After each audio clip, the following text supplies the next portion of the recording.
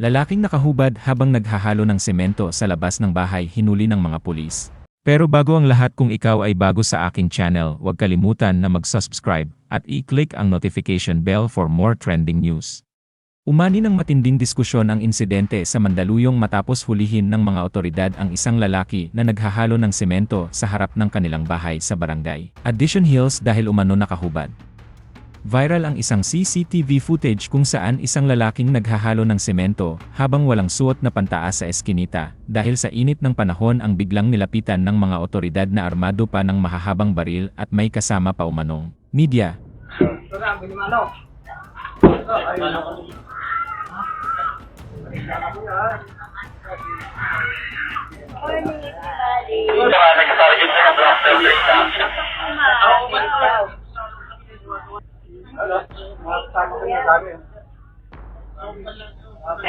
Ayon sa kanyang asawa na si Norieta Langquino, ginagawa lamang ng kanyang mister ang trabaho sa gitna ng matinding init, kaya't kinailangan nitong magtanggal ng damit habang naghahalo. Iginiit din ni Langquino na hindi umano sa mismong pampublikong kalsada nagaganap ang trabaho, kundi sa gilid lamang ng kanilang bahay, kaya't kinuwestiyon niya ang agarang pagbibigay ng multa. Siyempre, nag-aayos ko ng bahay.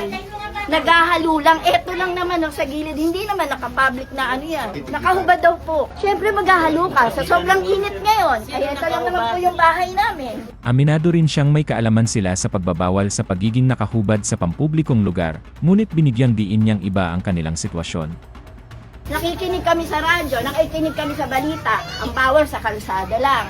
So, hindi naman to public na daanan. Kinuwestiyon din ni Langquino kung bakit agad na tiket ang ipinataw sa halip na paunang babala. Sa kabila nito, sinabi niyang susunod pa rin sila sa proseso. Yun na sila ng bigla. Dapat may abiso kayo. Hindi yung bigla kayong umaano.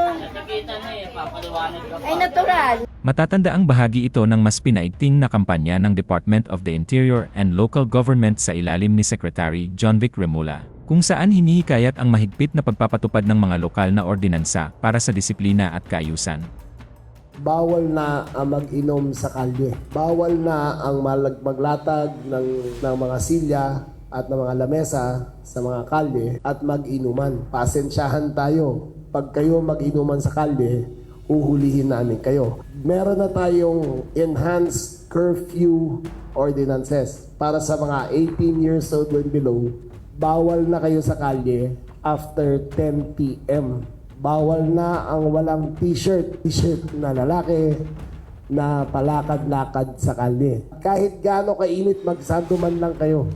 Naglabas na ng pahayag ang Mandaluyong City Police kaugnay ng viral video. Ayon sa pulisya, ang ginawang pag-issue ng ticket ay alinsunod sa Ordinance No. 377, Series of 2007 ng lungsod. Nakasaad sa Section 3 ng naturang ordinansa na ipinagbabawal ang paglabas sa pampublikong lugar ng half-neck o walang suot na pangitaas na damit.